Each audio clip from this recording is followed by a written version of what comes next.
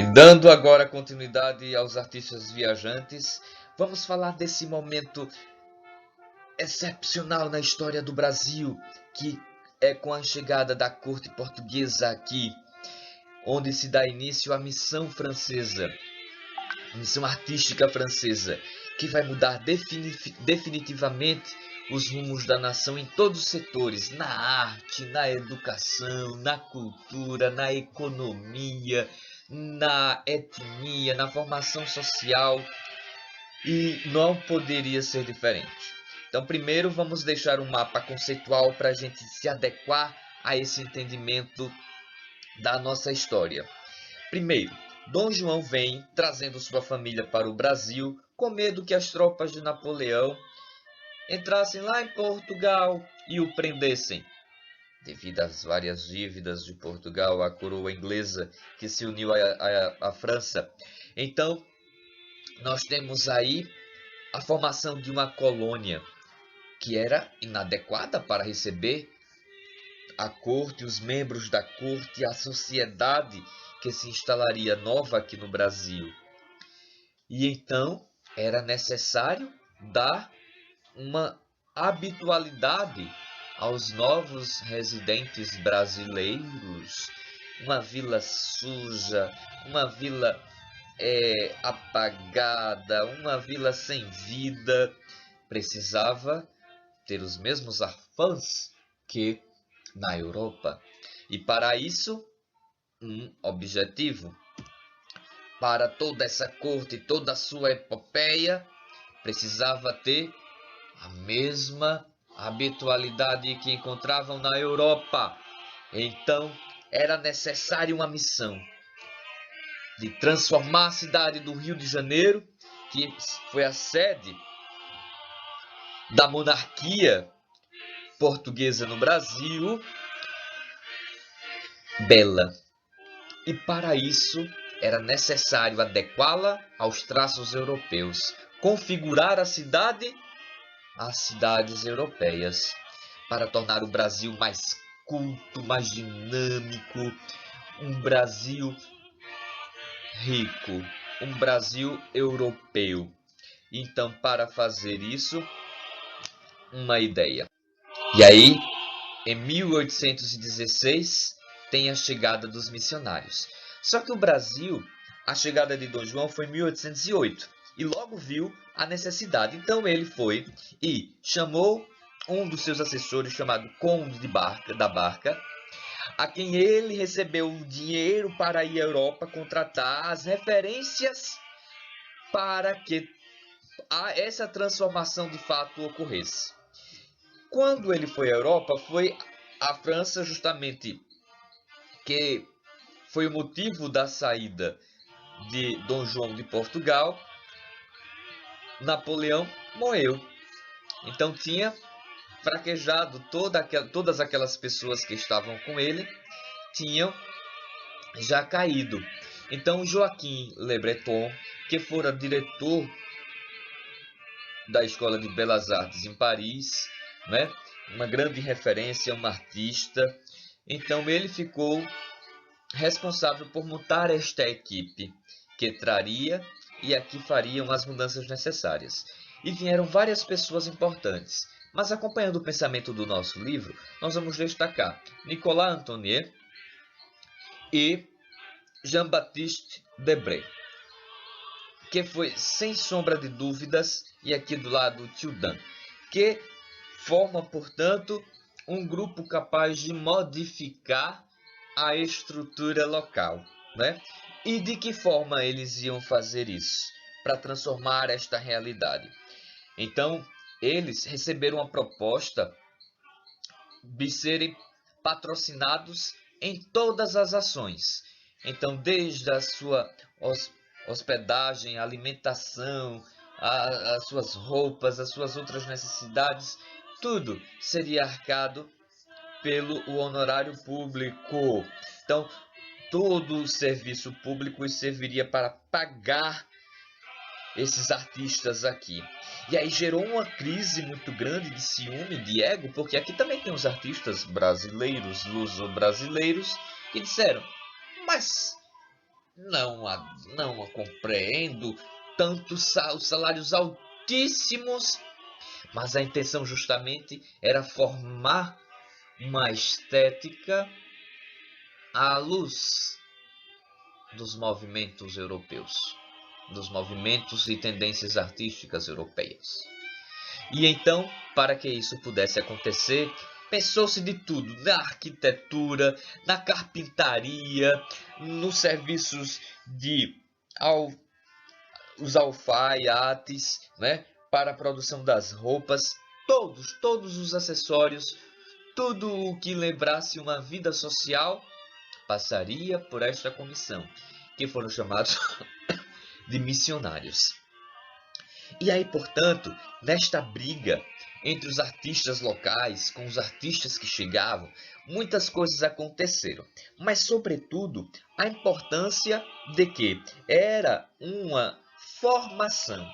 E aí, nós temos, portanto, aqui a criação da Escola Real de Ciências, Artes e Ofícios, que, antes da missão francesa, objetivava criar algumas obras, mas acima de tudo organizar este Brasil que estava mudando o cenário econômico, social, com a instalação do Banco do Brasil, funcionários, a abertura, a criação da biblioteca.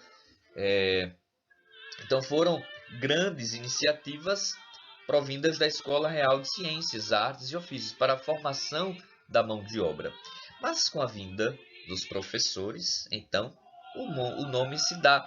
E em 1830, através do decreto de 30 de novembro, se transforma na Academia Imperial de Belas Artes. Mas isso é só depois, tá?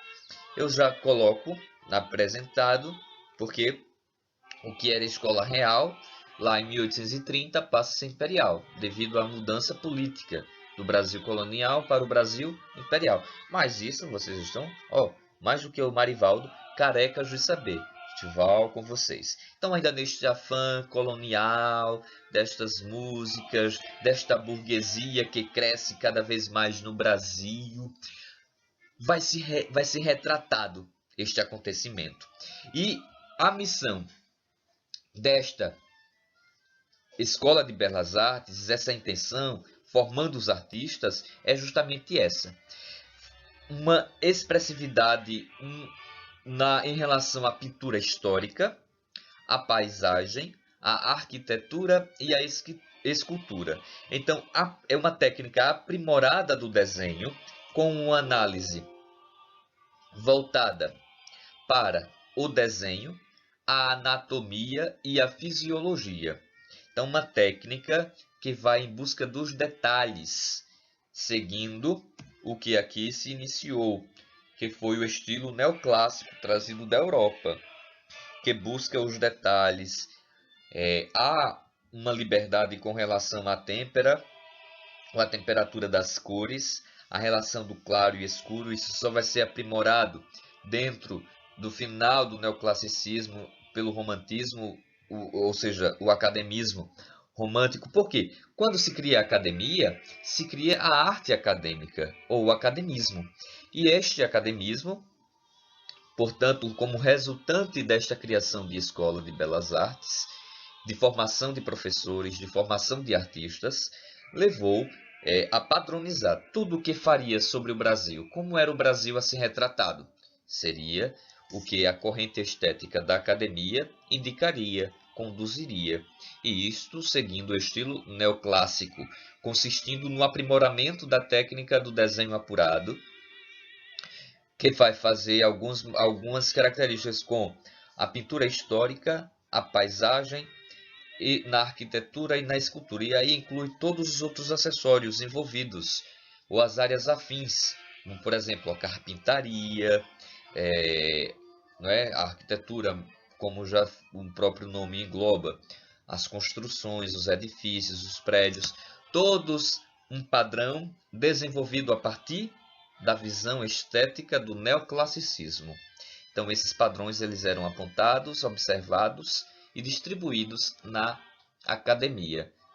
E esta era a função destes grandes artistas. E nós citamos dois deles, Nicolas Antonier, que foi sem dúvida nenhuma o pintor neoclássico mais famoso na Europa, e Debré. Debré tem uma qualidade, que aqui no Brasil nós vimos que a primeira presença de um paisagista europeu, com a Dieckhout, justamente holandês, no Brasil holandês, no século XVII.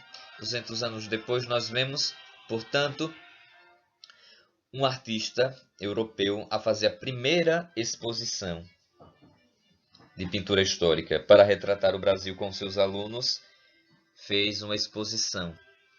E desta exposição se começou a explicar que Brasil era esse. Aqui nós temos uma paisagem de Tonet, né? Nós temos Debré nas suas pinturas retratando o Brasil, a relação entre negros e brancos, como ela se deu, como ela ocorreu e em que isto representou, em que isto acarretou.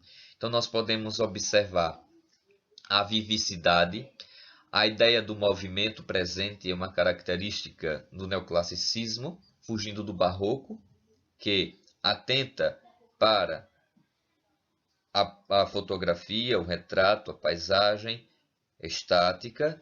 Nós temos aqui a ideia do movimento. Nós temos representadas aqui na arte neoclássica também a busca pelo naturalismo, né? O realismo, que vai ser aprofundado no final do neoclassicismo através do academismo romântico. Mas nós temos uma procura com relação ao realismo, e isso fica claro nas pinturas em acrílico realizadas por Tonet, que era o pintor mais famoso. Aqui outra representação de Debré sobre a escravidão, a relação social presente no Brasil. Essas foram de escolhas pessoais para demonstrar a vocês a retratação. Percebam que em todos os cenários há sinais já de uma sociedade instituída, organizada, de acordo com os padrões da monarquia ali presentes. Percebam ao fundo a construção da igreja, a construção da biblioteca, os locais centrais da cidade, o trabalho escravo, manual, na casa das pessoas. E Debré nos chama a atenção para a relação dos brancos e negros, a relação com o alimento, a relação que se tem por diversas situações explicadas nestas retratações. Nós podemos observar a mulher sentada à mesa, dando um afago às crianças sem roupa, ao chão, descalças, apenas pequenos pedaços de carne, enquanto a mesa farta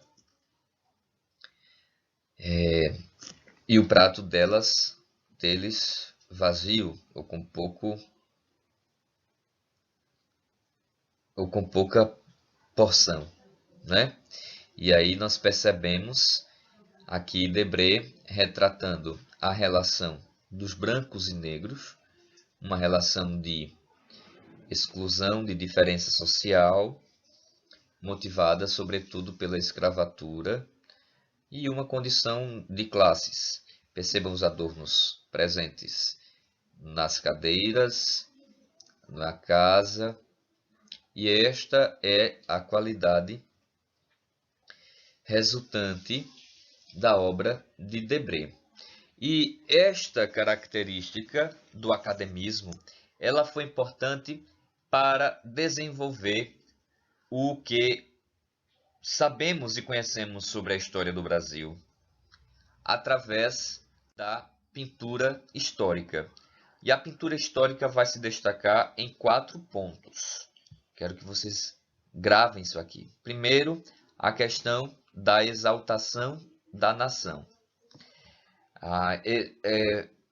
Toda a pintura vai enaltecer em algum ponto que passe uma ideia de grandiosidade ou de um grande feito a partir da explanação estética colocada, que neste caso específico da pintura histórica, ela segue uma tendência ou uma corrente fruto do neoclassicismo, que é uma estética romântica. Dentro dessa estética romântica, a gente percebe, como por exemplo, na pintura da primeira missa, nós podemos observar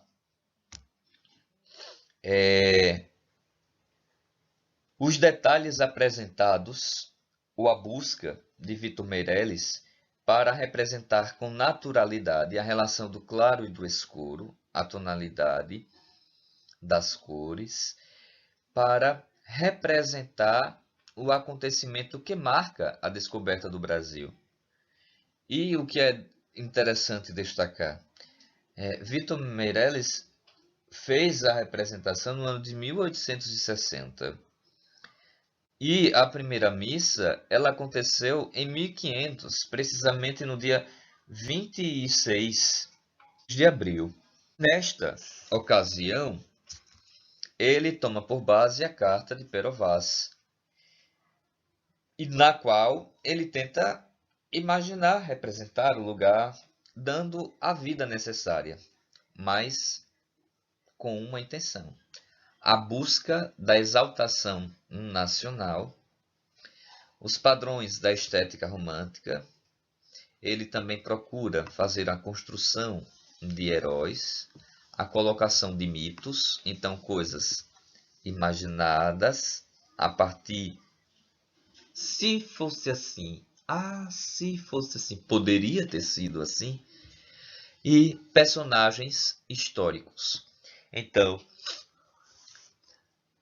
Vitor Meirelles chama a atenção para... Qual foi o nome do padre que fez a primeira missa? Muito bem. José de Anchieta. A gente pode perceber as figuras históricas como a guarda.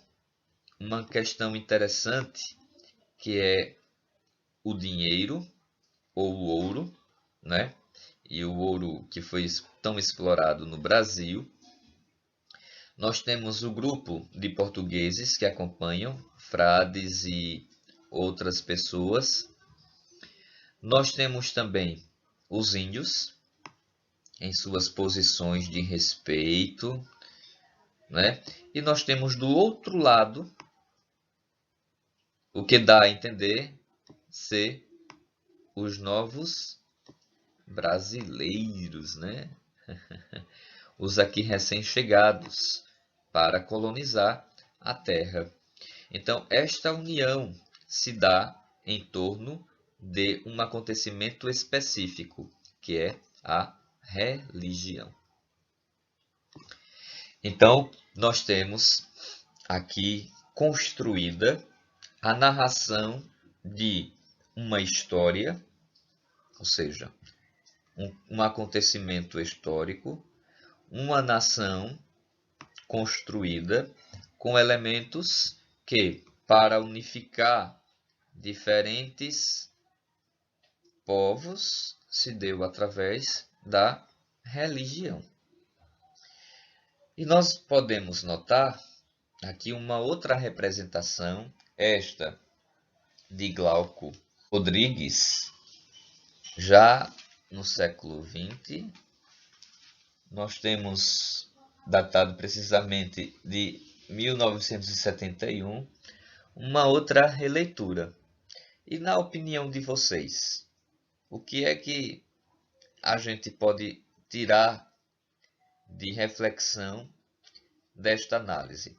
Ele não reportou-se à imagem do Vitor Meirelles. Ele se reportou também à carta de Pero Vaz, como a ideia, a motivação para a sua criação, a obra criada. Então, nós podemos observar aqui, inclusive, que ele inclui uma mulher africana. passando a entender que o Brasil, a formação do Brasil, a formação dos povos, ela não só se deu com brancos, europeus e índios, mas também com os negros, que vieram com os índios, mas na pintura de Vitor Meirelles não é representada.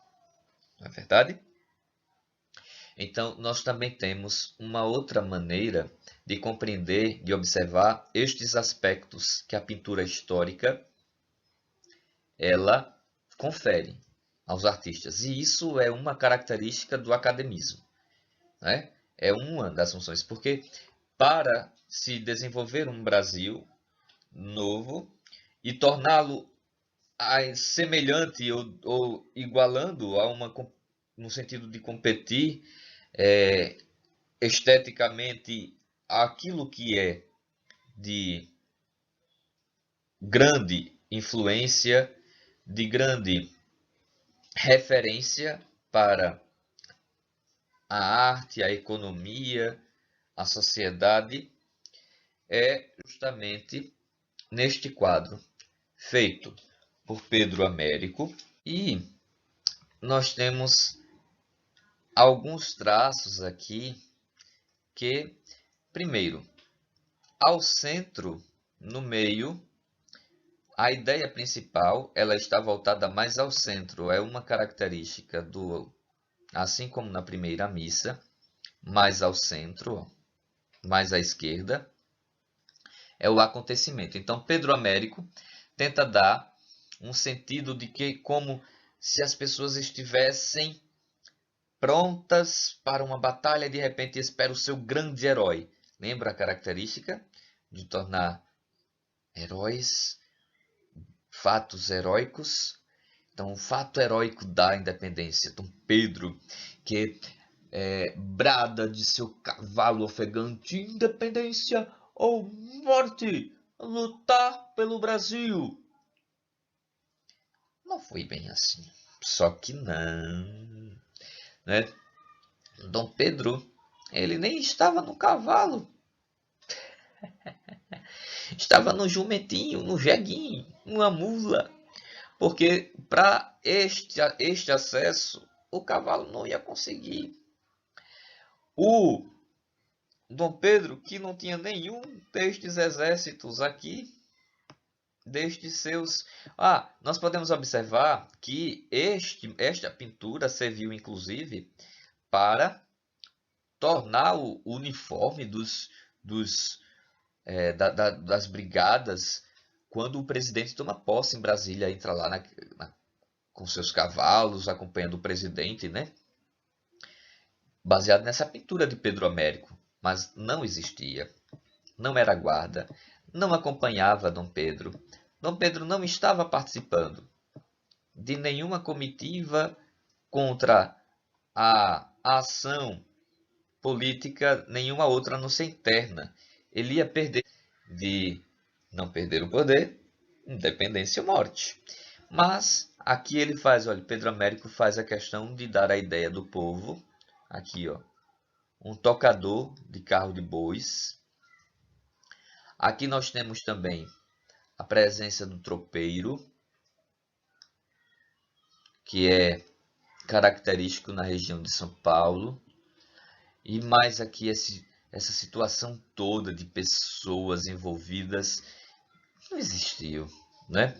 Dom Pedro, inclusive, para neste local por uma dor de barriga, para aliviar uma dor que ele não podia suportar.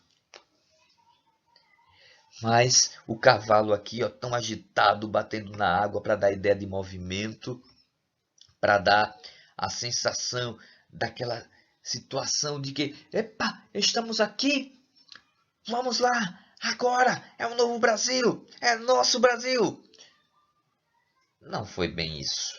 Ninguém viu, foi uma cena não retratada, foi uma cena comentada, numa decisão que, se não houvesse a independência do Brasil, ele seria deserdado, perderia, não teria mais nada ao trono e o Brasil passaria para uma outra pessoa.